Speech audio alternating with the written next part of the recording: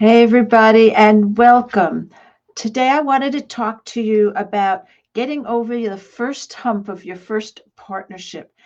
And the reason I think this is so important, well, I know it's so important because I know a lot of people who are struggling in their business, in their online business. And one of the reasons is that they are not partnering with other people. And so they have a list, usually a fairly small list, but maybe up to 1,500 people, and they keep on trying to sell the same thing to the same people, and they're not expanding their audience to other people. What happens is the first time you offer it, you might get some sales, but after that you get diminishing returns because the people who are interested buy after a time or two, and then the people who are left aren't interested, and they're not going to buy whatever it is. And so you need a new audience. You always need to have a new audience.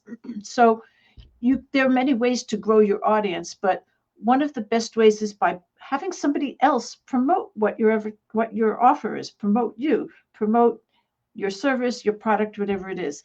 And this is a lot better than, for example, posting the typical thing where you post on maybe social media or something like that, a link to your freebie, let's say in a group, and people sign up for it. And the reason is that when someone else promotes you, they're recommending you, they're referring you. It's a very different experience. It's like getting a recommendation, a referral. Like, you have a client and your client says to her friend, this person is great. You should sign up for coaching. So that's what partnering is. And it's much more powerful than just reaching out to people who don't know you. Now, I'm not saying you shouldn't do that. I do that a lot. You should definitely get your freebie out there, and through the brilliance of your freebie and the autoresponders that come after it, you help to get people to know you. You help to show them what your expertise is and show them how you can help them. And that can bring in new clients and customers. But having a partner send out to his or her whole list, Ellen Finkelstein is great, you should sign up for whatever, is really, really powerful. So the thing is that I just know a lot of people who don't partner. And so they're just really focusing on this little list that they have of people who by now aren't interested because they've already made the offer, and the people who are left aren't interested. And so they just aren't able to sell. And there are various reasons why they don't partner. But I think fear or discomfort is a big part of it. And funnily enough, some of these people are very social people. It's not like they're necessarily afraid to speak to other people, but there are a couple of things. One, they are maybe a little uncomfortable asking for a favor and I'm going to tell you how to get over that one really fast. Would you promote me?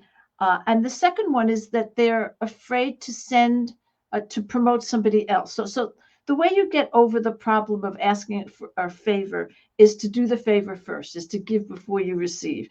And so you find somebody, and I'll tell you in a minute this another little secret about getting over this first hump, but you find somebody who has content that you think would be valuable to your list. And there are lots of people like that usually, unless you have a really unusual niche. And so you find that person and you say, I'd really like to promote what you have.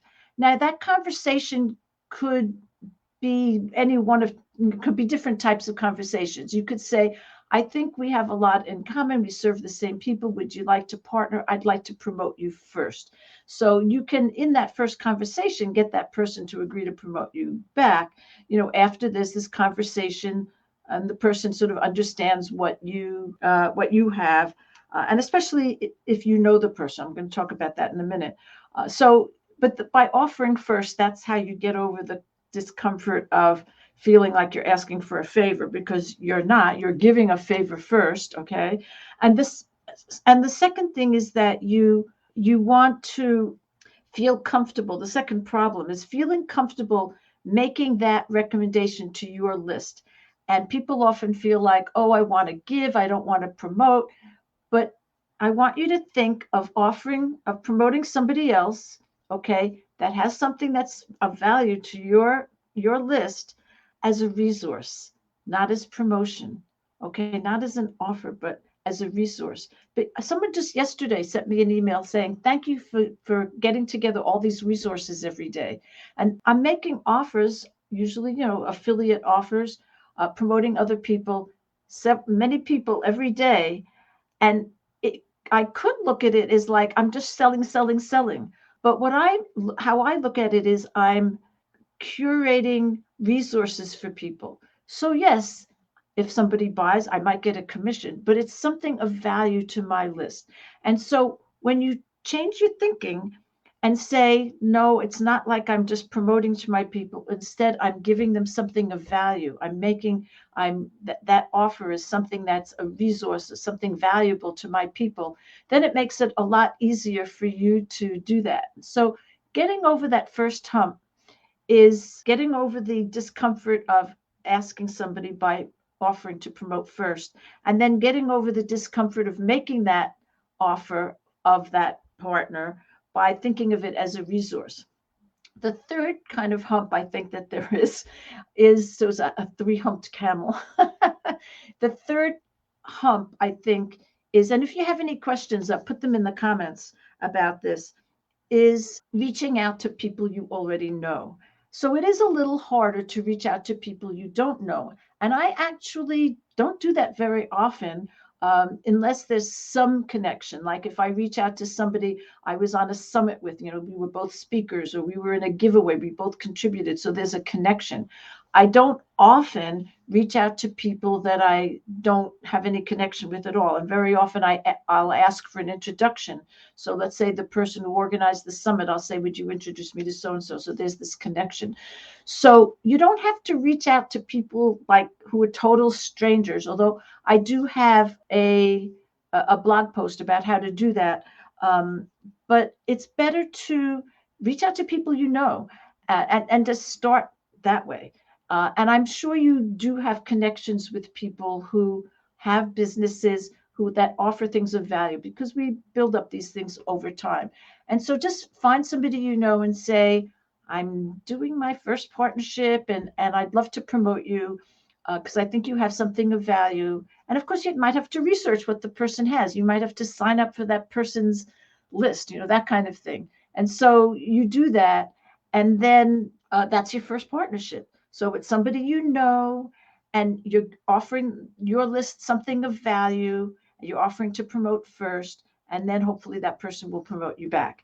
And that way, that person can then bring new people to your list. So whether they come on to your freebie, it's a great way to start. So that's maybe a fourth hump, is starting just by swapping freebies. You promote their freebie, they promote your freebie. So you're not trying to sell something for money right away, and you just let the other person kind of do the selling through the upsells or through the autoresponders or however it's done.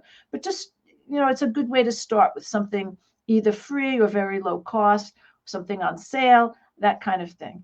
So just make that commitment. It will be an amazing thing for your business.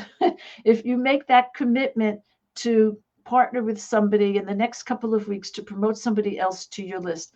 And usually that person, you can ask that person to provide you with what's called swipe copy. It's suggested copy, so you don't even really have to write the whole thing yourself. I do recommend that you edit it and add your own experience and opinions about it, maybe how you got to know the person, whatever it is.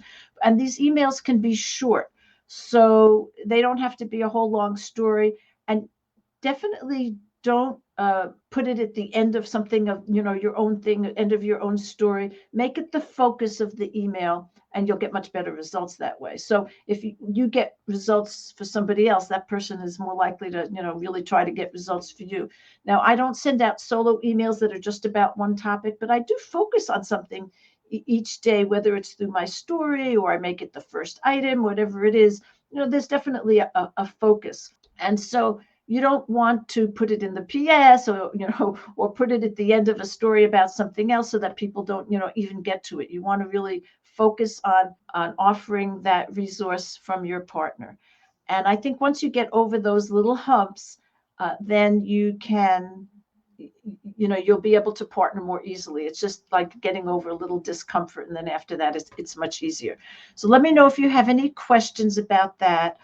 And again, just if I can remember all of them, you start with a friend, you start with something kind of low cost or free, you offer to promote first, and you just get past the idea that you're promoting. Instead you're offering value, that what you're promoting for that other person is something of value to your people. And so feel proud and happy to be able to offer to them. Okay, thank you. Bye bye.